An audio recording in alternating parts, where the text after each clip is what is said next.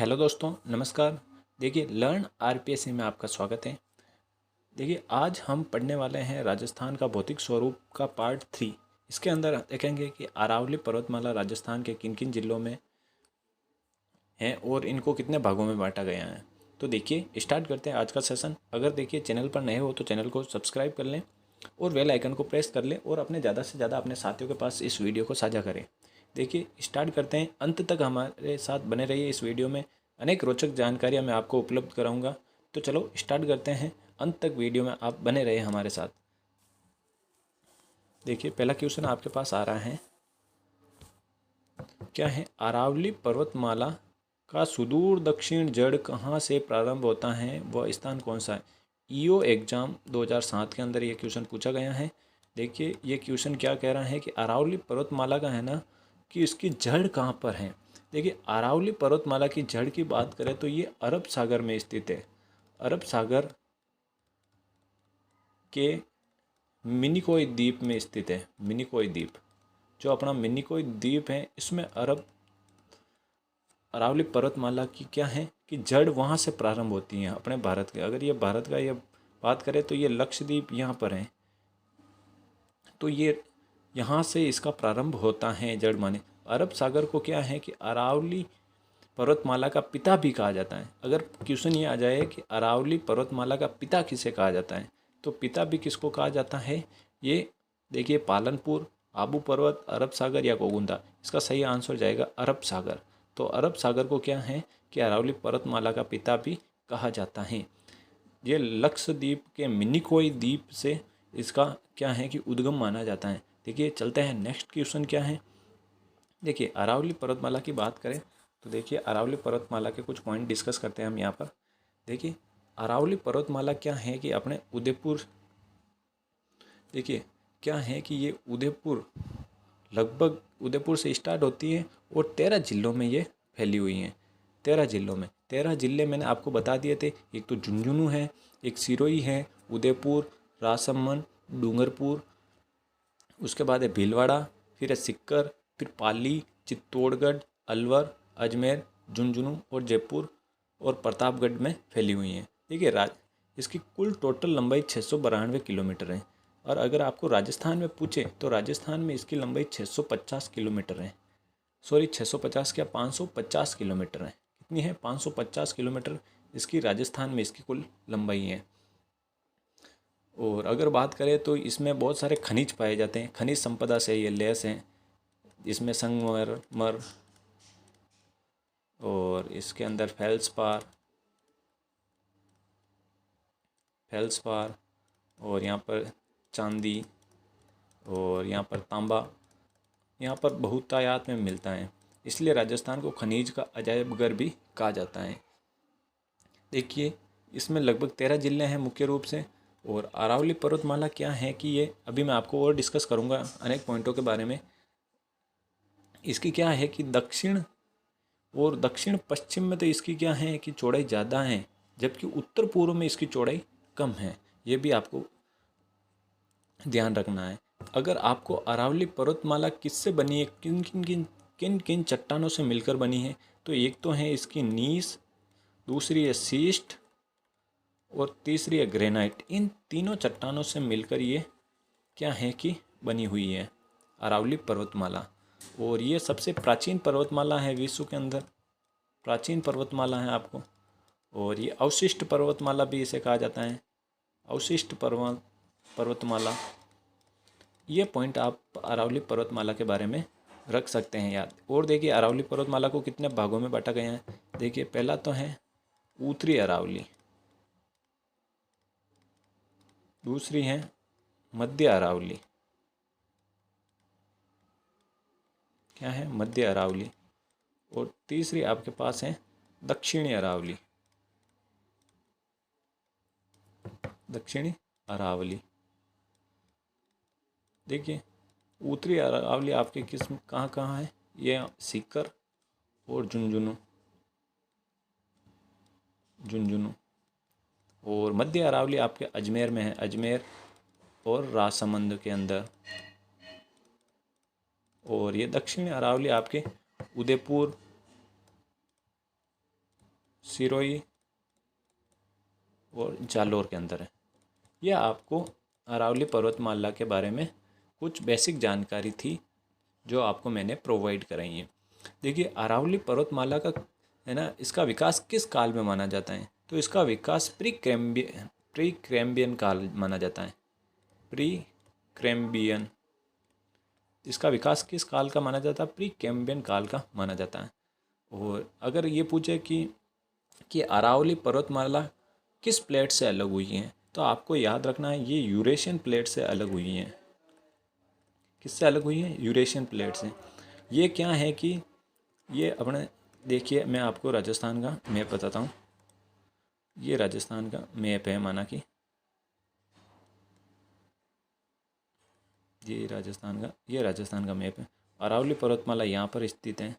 देखिए जब ये इंडिया के दक्षिण पश्चिम से जब ये मानसून आता है तो इसके सारे निकल जाता है।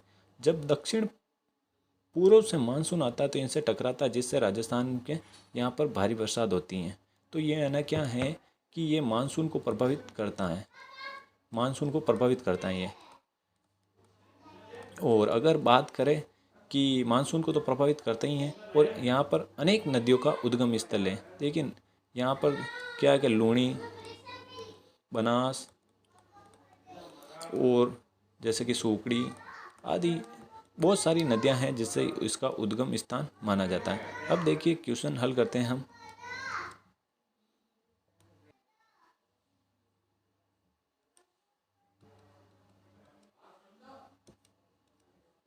देखिए अरावली पर्वतमाला क्या है कि राजस्थान के कुल भूभाग का लगभग, मैंने आपको बताया था पहले वीडियो में, ये 9.1% हैं, जबकि यहाँ पर 10% जनसंख्या निवास करती है। देखिए अब हम करते हैं अपने क्वेश्चन हल। क्वेश्चन क्या कह रहा है, मैंने पहला क्वेश्चन करा दिया था, सेकंड नंबर क्वेश्चन आपके पास आ रहा है साथियों। देखिए सेकंड नंबर क्वेश्चन क्या है, निम्न कथनों पर विचार कीजिए। ये RS एग्ज़ाम 2016 और स्कूल व्याख्याता एग्ज़ाम 2020 के अंदर ये क्वेश्चन पूछा गया है। देखिए बहुत ही इंपॉर्टेंट क्वेश्चन है, इससे आपके काफ़ी डाउट क्लियर हो जाएंगे। देखिए अरावली मरुस्थल के पूर्व में विस्तार को रोकता है, पहला स्टेटमेंट ये। अरावली क्षेत्रीय खनिजों से समृद्ध है, यह मैंने आपको बता दिया था। देखिए अरावली में वर्षा का वितरण प्रारूप अरावली से प्रभावित नहीं है, जबकि होता है, ये स्टेटमेंट आपके पास गलत हो गया। राजस्थान में अनेक नदियों का उद्गम स्थल अरावली है। जी बिल्कुल, अनेक नदियों का उद्गम स्थल क्या है? अरावली है। देखिए ये है ना कि मतलब ये क्या कह रहा है, सेकंड नंबर, अरावली मरुस्थल के पूर्व के विस्तार को रोकता है। देखिए पूर्व के विस्तार को रोकता है। ये देखिए ये आपके अरावली है, और ये इधर क्या है? मरुस्थल। अब ये इधर तो क्या है, आपके पास मरुस्थल फैला हुआ है, जबकि यहाँ अरावली पर्वतमाला आ जाता है, तो ये पूर्व में है ना, क्या है कि मरुस्थल को फैलने नहीं देता है। तो इसकी वजह से वो स्टेटमेंट आपके क्या है कि गलत हो गया है। तो अगर देखें तो इसमें कौन कौन सा सही हो जाएगा? 1, 3 और 4, सॉरी 1, 2 और 4, 3 वाला गलत है, 1, 2, 4 ये वाला ऑप्शन आपके पास बिल्कुल सही हो जाएगा, ऑप्शन नंबर बी।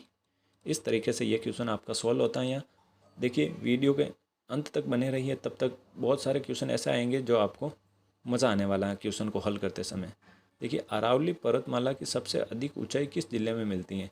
ये राजस्थान पुलिस कांस्टेबल एग्ज़ाम 2018 के अंदर पूछा गया क्वेश्चन है। देखिए कि ये उदयपुर से स्टार्ट होती है और खेतड़ी तक अपने राजस्थान में ख़त्म होती है, खेतड़ी सीकर के अंदर। तो अपने सबसे अधिक जो ऊंचाई है ना, किस जिले में देखने को मिलती है? देखिए सिरोही, अजमेर, अलवर और डूंगरपुर। तो सबसे अधिक ऊंचाई है ना, ये आपको सिरोही, उदयपुर, इन जिलों में देखने को मिलती है। इसका सही आंसर सिरोही हो जाएगा। बाकी जबकि अजमेर में आपको औसत देखने को मिलती हैं। इस तरीके से इसका सही आंसर जाएगा सिरोही। सिरोही के अंदर ही अपने क्या है कि गुरु शिखर स्थित है, जिसकी ऊंचाई कितनी है? 1722 मीटर इसकी ऊंचाई है। आपको मैं चोटियाँ अलग से टॉपिक लेके पढ़ाएंगे, जिसमें से आपको सारी चोटियों का अध्ययन करा दिया जाएगा। ठीक है, चलते हैं क्वेश्चन नंबर 4। देखिए ये क्या है कि अपने उदयपुर में स्टार्ट होती हैं, और ये जयपुर और दिल्ली के अपने राजधानी यानी कि राजभवन के पास तक इसकी वहाँ तक जाती हैं। स्टार्ट करते हैं। देखिए अगला सवाल आपके सामने आ रहा है, डंग गगदर उच्च भूमियाँ अवस्थित हैं। ये आपके एग्ज़ाम लाइब्रेरियन 3rd ग्रेड 2022 के अंदर और जैन इलेक्ट्रिक डिप्लोमा 2000 के अंदर ये क्वेश्चन पूछा गया है आपको। तो देखिए पहला क्वेश्चन आपके पास आ रहा है, डाग गगदर उच्च भूमि।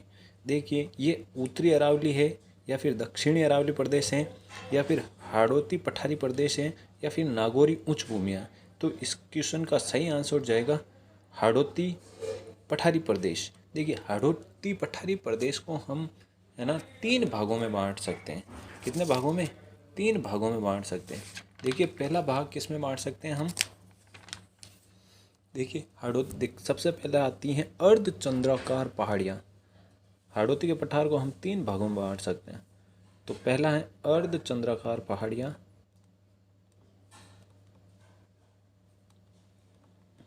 अर्धचंद्राकार पहाड़ियाँ।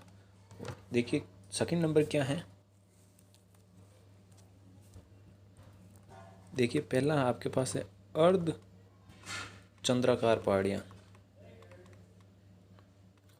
अर्धचंद्राकार पहाड़ियाँ। सेकंड नंबर पे आप क्या आएगा? सेकंड नंबर पे आएगा शाहबाद की उच्च भूमि, शाहबाद की उच्च भूमि। और तीसरे नंबर आएगी आपके डग गगदर उच्च भूमि, डग गंगधर उच्च भूमि। देखिए अर्धचंद्राकार पहाड़ियाँ, अर्धचंद्राकार पहाड़ियाँ किसको बोलते हैं? ये कोटा और झालावाड़ के अंदर है, कोटा और झालावाड़ के अंदर। जो कोटा के अंदर पहाड़ियाँ हैं उसे मुकुंदरा हिल्स बोलते हैं, और कोटा के अंदर मुकुंदरा हिल्स और बूंदी हिल्स। इस अर्धचंद्राकार पहाड़ियों को क्या बोलते हैं? एक तो बोलते हैं बूंदी हिल्स और एक बोलते हैं मुकुंदरा हिल्स। मुकुंदरा हिल्स हैं जो अपने कोटा के अंदर है। देखिए शाहबाद की उच्च भूमि ये कहाँ पर आएगी? बारह के अंदर आएगी। ये शाहबाद की उच्च भूमि है ना, इनकी आकृति कैसी है? घोड़े के नाल की आकृति, घोड़े के नाल जैसी। देखिए अगर आपके पास क्वेश्चन आए एग्जाम में कि घोड़े के नाल जैसी आकृति किन पहाड़ियों की है, तो वो आपके जाएगी शाहबाद की उच्च भूमि, जिसे हम घोड़े के नाल के जैसे आकृति भी कहते हैं। ये क्वेश्चन आपके पूछा गया है। ये क्वेश्चन पूछा गया था डाग गगदर उच्च भूमि किसका भाग है? तो ये आएगा अपने हाड़ौती के पठार का भाग है, हाड़ौती का पठार, जिसे हम 3 भागों में बांट सकते हैं। एक अर्धचंद्राकार पहाड़ियाँ, शाहबाद की उच्च भूमि और डांग गगधर उच्च भूमि। ये आपको 3 भागों में बांटा गया है। तो उस क्वेश्चन का सही आंसर जाएगा अपने हाड़ौती के पठार का ये भाग है।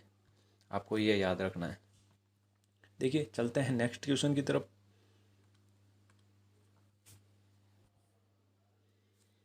क्या है क्वेश्चन आपके पास है? जुरासिक युग की चट्टानें राजस्थान के किन जिलों में पाई जाती हैं? कॉलेज व्याख्याता सारंगी परीक्षा 2019 के अंदर ये क्वेश्चन पूछा गया है। देखिए जयपुर एवं टोंक, बांसवाड़ा एवं डूंगरपुर, जैसलमेर एवं बाड़मेर, अजमेर एवं नागौर। तो जुरासिक युग की चट्टानें आपको है ना जैसलमेर और बाड़मेर के अंदर देखने को मिलती हैं। अकाल वुड फॉसिल पार्क ये भी आपके कहाँ पर हैं?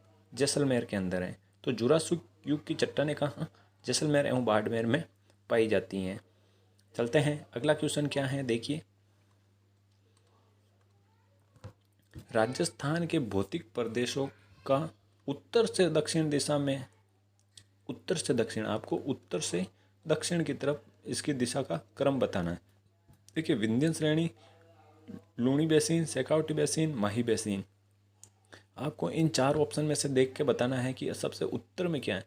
अगर उत्तर में बात करें तो सबसे उत्तर में गग्गर का मैदान आएगा। देखिए गग्गर का मैदान इसमें नहीं है, इसमें भी नहीं है, इसमें भी नहीं है। तो उत्तर में अपने हनुमानगढ़ के अंदर गग्गर का मैदान है। उसके नीचे बोराट का पठार है, फिर शेखावटी प्रदेश, फिर लूणी प्रदेश। अब देखिए इसको हम मैप के अंदर देखते हैं कि ये कहाँ पर। अब देखिए सबसे पहले आपके पास आएगा गग्गर भूमि, फिर इसके बाद में आएगा आपके शेखावटी प्रदेश। शेखावटी प्रदेश ये यहाँ पर जो है ना, ये क्या है, विंध्यन कगार है, विंध्यन कगार भूमि। और सबसे लास्ट में ये देखिए यहाँ पर क्या है, माही बेसिन है। इसका अगर ऊपर देखें तो ये बनास बेसिन है, ये इधर लूणी बेसिन है। ये बालू का स्तूप मुक्त प्रदेश है। एक मैंने आपको मुक्त बताया था, एक आपको युक्त बताया था, जो आपको याद रखना है। तो साथियों इस क्वेश्चन का सही आंसर अपने ये क्वेश्चन नंबर यानी कि इसका ऑप्शन नंबर डी राइट हो जाएगा।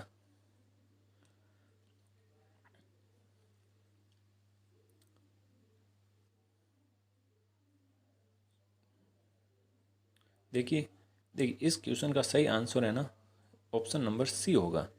देखिए उत्तर में अगर गग्गर का मैदान नहीं दे रखा है तो देखिए भोराट का पठार तो अपने उदयपुर के अंदर चला जाता है। तो देखिए इसका सही आंसर जाएगा, देखिए क्या है,